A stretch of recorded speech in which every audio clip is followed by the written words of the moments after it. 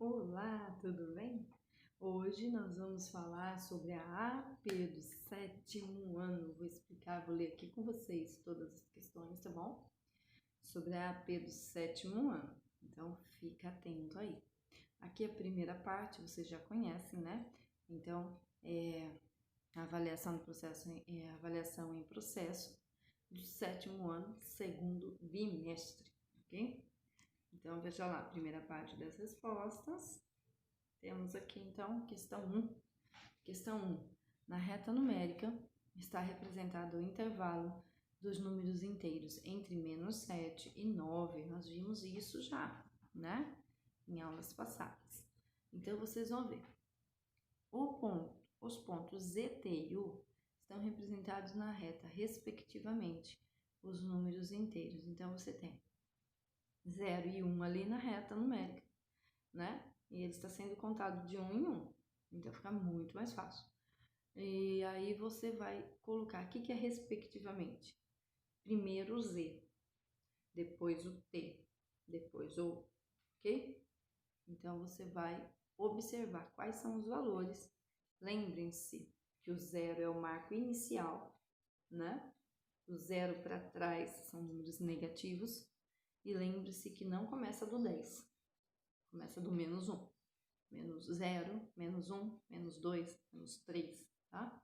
Muito cuidado na hora de colocar esses valores para vocês não errarem. Questão número 2. Há diversos países do mundo onde as temperaturas chegam a ficar negativas. Nossa, gente, nós trabalhamos isso, muito isso, hein? Então, chegam a ficar negativas, por exemplo, a Rússia, que durante o inverno chega a -27 graus, a Finlândia a -20, o Canadá a -39, e em contraste com São Paulo, que poucas vezes a temperatura chega a ficar abaixo de 10 graus positivos. Se esses valores foram colocados em ordem crescente, então vocês têm vários valores, vocês têm -27, -20, -39 e mais 10. O que é ordem crescente? Do menor para o maior. Quem que é o menor valor? E o que significa menor aí, né, gente? Quem que é? Eu não posso falar, senão eu vou contar a resposta. Então, quem que é o valor menor? E aí vai para o maior, ok? Fácil. Questão 3. Para resolver a habilidade da soma de números inteiros, uma professora elaborou diversos envelopes em que os estudantes escolhiam ao acaso e deviam dar o resultado da operação. Um estudante retirou um envelope com os números mais 18 e menos 42. O resultado dessa operação é... Então, você tem envelopes, né? E aí o estudante tira um envelope que é mais 18 e um envelope que é menos 42. Qual que é o resultado dessa operação? Então, vocês vão pensar em dívidas, né? E pagamento de dívida. E aí você vai encontrar o resultado facinho disso daí. Vamos para o 4. Em um jogo, o estudante deve retirar ao acaso 2 fichas contendo números inteiros e realizar a multiplicação entre eles. Lembra que eu falei para você de multiplicação, jogo de sinal, né? Carlos retirou as fichas com os números -3 e -5. Ao realizar a operação, obtém-se. Então, você vai fazer uma multiplicação com números negativos. O que acontece com o sinal? Cuidado. Já falamos sobre isso. Questão 5. Fração é fácil, gente. Olha lá, em uma classe do sétimo ano, com 33 estudantes, 17 tem menos de 13 de idade. A fração desses estudantes com menos de 13 anos corresponde a... Então, 17 tem menos de 13 anos. Então, vocês vão ver. Lembra que a gente fez um exercício de tampinha para vocês descobrirem as porcentagens e a fração? Tem lá no caderno do aluno. A gente falou aula passada, né? Então, dá para vocês descobrirem a fração dos 33 estudantes, né? Porque a gente já falou sobre isso. É bem fácil. Questão 6. Uma professora pediu aos estudantes para converterem respectivamente 1/4 3/5 e 25 décimos em números decimais. Como que a gente faz? Lembra que a gente falou? A gente trabalhou bastante isso, né? Caderno do aluno. Então, como que a gente faz 1/4 virar número? Como que a gente faz 3/5 virar número decimal? Como que a gente faz 25 décimos virar número decimal? Tá bom? Então, facinho para vocês. Esse daí vocês vão acertar todos. Beleza. Exercício 7. No exercício 7, fala assim. Vocês têm um gráfico, né? Veja aí que vocês têm um plano cartesiano, vocês já conhecem, nós já falamos sobre isso. Marisa desenhou um plano cartesiano com alguns pontos e colocou as coordenadas apenas do ponto A. Só colocou do ponto A as coordenadas. Lembra que eu falei para ordenado? É isso aí. As coordenadas do ponto B, do ponto C e do ponto D que faltam são. Então, vocês vão ver. Olha lá. Qual é a coordenada do B? Qual é a coordenada do C? Qual é a coordenada do D, que está aqui? Lembra como que a gente fazia? Primeiro vem o X, depois vem o Y. Fácil, gente. Fácil. A gente já conversou. Exercício 8. Também gráfico. Então, vocês têm aí as coordenadas do ponto A. 2 para X, 1 para Y. Do B, 3 para X, 0 para Y. Do C, menos 3 para X, 2 para Y. E do D, menos 1 para X, menos 2 para Y. E vocês vão ver qual dos gráficos que tem os pontos, tá? Indicando, que estão indicados na questão. E aí vocês vão ver qual que está certo. Vocês vão assinalar, tá bom? Fácil também. Exercício 9. Exercício 9 pode gerar até um pouco de dúvida. Ele está no segundo quadrante, né? Vários pontos. Você tem um desenho aí. Vocês podem ver que no gráfico no plano cartesiano, vocês formam polígonos, formam desenhos. E aí você pode ter movimentos de rotação e translação. Lembra aquilo que vocês já estudaram lá em geografia? Então, giram em torno de si, giram em torno do ponto e giram em torno de onde? Do zero, né? E aí vocês vão responder essa questão, que não é difícil, só prestar bastante atenção. Carlos está aprendendo as transformações geométricas do polígono no plano cartesiano. Também teve bastante aula sobre isso lá no centro de mídia, né, gente? Ele construiu a figura A, B, C, D, E, F, G, H, I.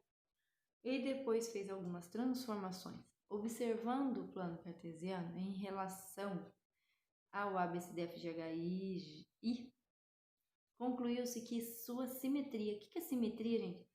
Um lado igual ao outro. Um lado igual ao outro. Eixo de simetria, nós falamos sobre isso também. Nós conversamos sobre simetria. Então, simetria. Um ponto sempre tem... Um ponto positivo sempre tem um negativo para ele, né? Um ponto sempre tem um oposto a ele. Então, você tem uma figura e você sempre tem uma oposta a ela. Isso daí é fácil, simetria. Questão 10. Questão 10, vocês têm aqui uma figurinha. Olha lá, aqui você tem uma figurinha que está no segundo quadrante. Segundo quadrante, né? E aí ele vai falar assim, a sua imagem refletida em relação ao eixo das abscissas. Abscissas, que eixo que é o eixo das abscissas, gente? Já falamos tanto sobre isso. Então, em relação ao eixo das abscissas, se ele for refletir, então ele está em cima, se ele refletir em relação ao eixo das abscissas, para onde ele cai? Será que ele cai para baixo? Será que ele cai para cá? Será que ele cai para o outro lado aqui? Para onde será que ele vai, esse desenho? Não é difícil. Observa bem e marca a resposta certa, ok? Vamos lá aqui. A representação do triângulo ABC no plano cartesiano tem assim, ponto A, menos 3 e 3, o ponto B, menos 1 e 2, o ponto C, menos 3 e 1. E aí você tem o triângulo e a transformação do triângulo. Então, você tem um triângulo, né? E aí a sua transformação. E aí vocês vão ver as coordenadas do triângulo DEF. que é o segundo triângulo que está aqui, né? As coordenadas do triângulo DEF. Então, você vai ver reflexão, que é a multiplicando menos 1 das abscissas e mantendo as ordenadas. Então, abscissa, eixo X, ordenada, eixo Y. Vocês já viram isso. Então, se você multiplicar menos 1 no eixo das abscissas, então você vai pegar todos os valores que você tem, menos 3, menos 1 e 2, menos 3 e 1, e você vai multiplicar o menos 1 nas abscissas. Quem que é a abscissa? Já falei, certo? Translação, então você multiplicação do menos 1 nas abscissas e mantendo as ordenadas. Então você vai ver o que é reflexão, um reflete o outro. Um reflete o outro, simetria. Translação, reflexão somando 4 nas abscissas e mantendo as ordenadas, será? Translação, somando 4 nas abscissas e mantendo as ordenadas. Então, você vai olhar abscissa, eixo X, né? Ordenada, eixo Y.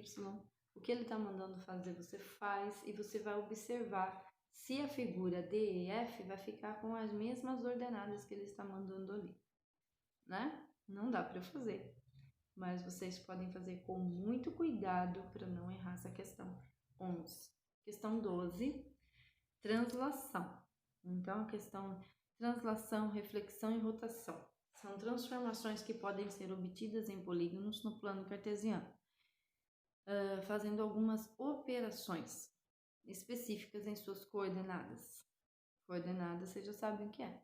O triângulo ABC ao lado foi transformado no triângulo B', C' e B', A', C' e B'. Então, olha lá, você tem o triângulo ABC, está aqui no quarto quadrante, e ele foi transformado nisso aqui, tá? Para ele ser transformado nisso daí, aconteceu o quê? Será que houve reflexão? Será que houve a reflexão pelo eixo das abscissas, que é, né? Em uma translação de 4 unidades para a direita, ou seja, será que ele caminhou 4 unidades?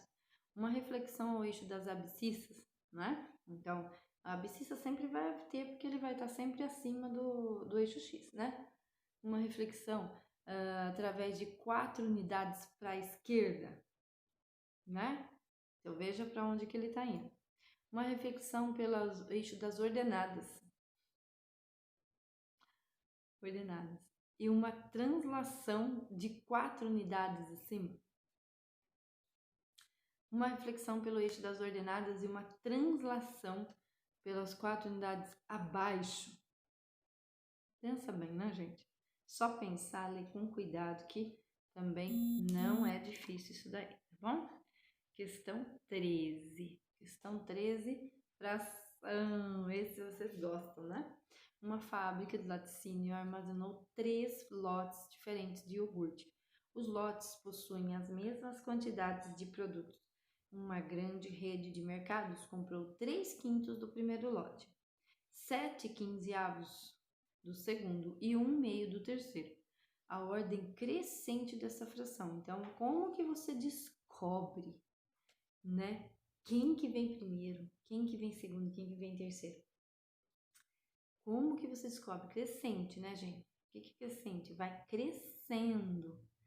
Será que 3/5 é maior que 7/15? Será que 7/15 é maior que 1/2? Como que a gente descobre isso? Eu acho que era mais fácil vocês descobrirem o decimal, né? Que acho que fica mais fácil para vocês. E depois vocês vão ordenando, né? Bem fácil. 13, 14 agora. O plano cartesiano tem o ponto P. O plano cartesiano abaixo. O ponto P tem as coordenadas. Olha lá. Ponto P. Olha aqui, ele está no terceiro quadrante. E ele tem as ordenadas. Então, vocês vão ver quem que é o eixo X, quem que é o eixo Y. E marcar a resposta. Fácil. 15. Penúltimo exercício. João foi desafiado a descobrir os 2 próximos números da sequência. 12, 13, 15, 18, 22. sequência.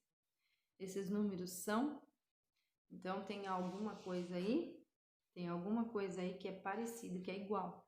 Como que faz isso, será? Né? Qual será que é os próximos números? 12, 13, 15, 18, 22. Qual será que é o próximo número? Né? No Centro de Mídia também teve bastante aula sobre sequência, viu, gente? Quem assistiu já sabe como é que faz. Questão 16. 636 estudantes em uma escola irão visitar o Museu de Ciências. Para levá-los, serão contratados ônibus com 46 lugares. Olha lá, 636 estudantes. E vai ser contratado ônibus, cada ônibus tem 46 lugares. O número de ônibus, não é de lugares, o número de ônibus que serão necessários é também fácil para vocês, né? Então, espero que vocês tenham compreendido. Se você gostou da explicação, deixa seu like, hein? Não vai esquecer. Se inscreve aqui no canal se você ainda não é inscrito para receber os novos vídeos, né? E que você faça uma boa prova. Um grande abraço, fique com Deus. Até a próxima aula!